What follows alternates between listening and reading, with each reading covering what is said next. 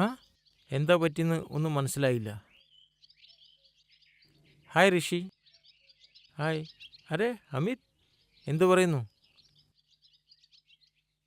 ആ നല്ലതാണ്. ഇവിടെ ആ ഭക്ഷണം കഴിക്കാൻ വന്നതാണ്.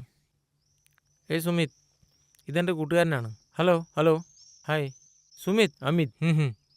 ആ വളരെ അടുത്ത കൂട്ടുകാരാണ് ഞങ്ങൾ. ആ ആ ശരി. ഞങ്ങളും ഭക്ഷണം കഴിക്കാൻ വന്നതാണ്. ഓക്കെ, ഞങ്ങളും ഭക്ഷണം കഴിക്കാൻ വന്നതാണ്. ഞാനും എൻ്റെ പെണ്ണും. വാന്നേ, എൻ്റെ ഭാര്യ ഒന്ന് പരിചയപ്പെടാം. വാടേ. ആ ഞാൻ കുറച്ച് തിരക്കിലാണ്, പിന്നെ എപ്പോഴെങ്കിലും. അരേ ഇതൊക്കെ വിടുന്നേ.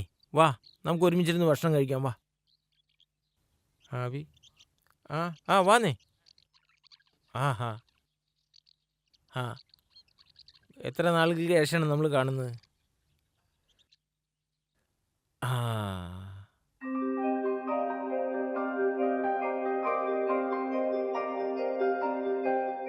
ആ പരിചയപ്പെടുത്തി തരാം.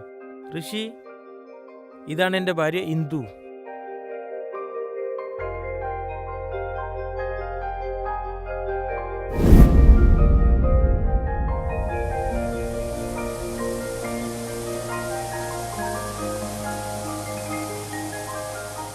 എന്താ അതിശയല്ലേ, ഇന്നലെ നമ്മൾ അറിയത്തു കൂടിയില്ലായിരുന്നു ആരാന്ന്. ഇന്ന് നമ്മൾ എന്തുമാത്രം അടുത്താണ്. താൻ ഓഫീസിൽ പോകുമ്പോൾ ഉണ്ടല്ലോ, ഞാൻ ഒത്തിരി ഒറ്റയ്ക്കാന്ന് തോന്നുന്നു എനിക്ക്. ഞാൻ ഇത് തന്നെ ആലോചിച്ചുകൊണ്ടിരിക്കും, താൻ എപ്പോൾ വരും, എപ്പോൾ നമ്മൾ ഒരുമിച്ച് ടൈം സ്പെൻഡ് ചെയ്യും. ഞാൻ ഒരിക്കലും കരുതിയില്ല തന്നെ പോലൊരാൾ എൻ്റെ ലൈഫിൽ വരുമെന്ന്, അതും ഇത്ര അടുത്ത്. എൻ്റെ ഫുള്ള് ലൈഫിൽ ഞാൻ ആലോചിച്ചിട്ട് പോലും കിട്ടാത്ത കാര്യങ്ങൾ ചിലപ്പോൾ അത് താൻ തന്നെയാണെങ്കിലോ. എനിക്ക് തന്നെ ഭയങ്കര ഇഷ്ടമാണ്. അതുമല്ല, I love you so much. ഇങ്ങനൊരു സമയം തരാൻ വേണ്ടി thank you so much.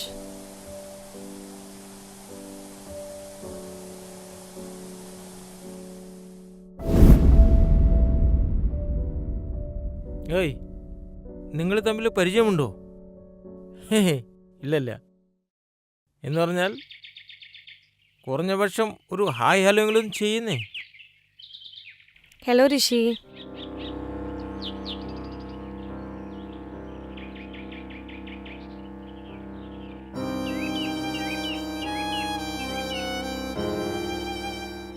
Hello. Hi.